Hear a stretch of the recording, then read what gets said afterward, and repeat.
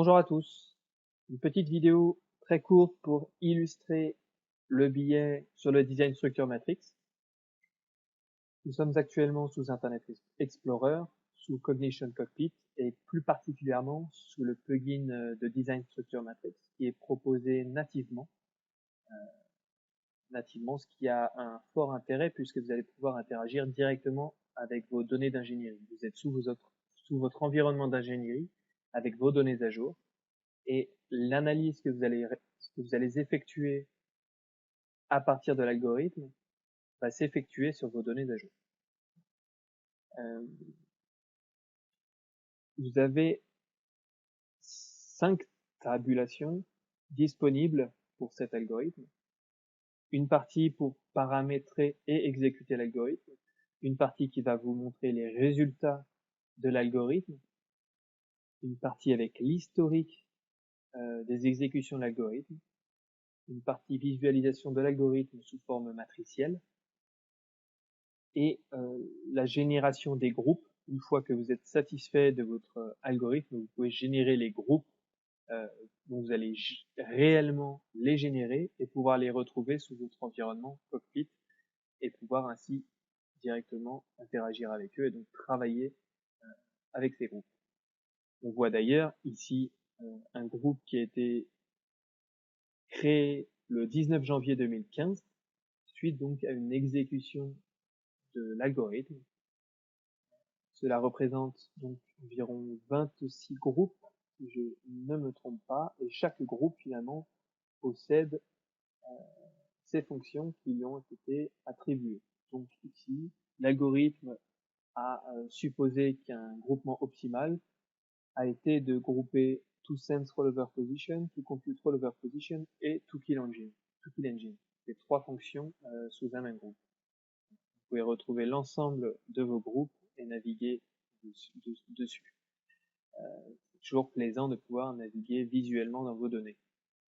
Donc alors, paramétrons un petit peu notre algorithme. Dans ce cas-là, je vais choisir de créer 28 clusters. Les clusters sont finalement mes groupes. Et je vais choisir d'itérer 700 fois cet algorithme, les itérations correspondant à chaque fois à une tentative d'améliorer l'algorithme et donc le résultat de l'algorithme. Donc 700 fois, l'algorithme va être exécuté et tenter d'améliorer à chaque coup son résultat. Donc je vais tenter ici de créer 28 groupes. Je vais directement aller sous ma matrice. On voit ici ma matrice avec en colonne et en ligne et en colonne exactement les mêmes fonctions qui sont représentées. C'est d'ailleurs pourquoi je retrouve une diagonale ici. Chaque couleur représente un groupe qui a été déterminé par l'algorithme. Je vais relancer mon algorithme qui va me déterminer 28 clusters optimaux. Là, il a terminé. Je retourne à ma matrice. Il m'a trouvé des clusters. On voit différentes couleurs disponibles et je vais lui demander de m'afficher les clusters directement sous la matrice.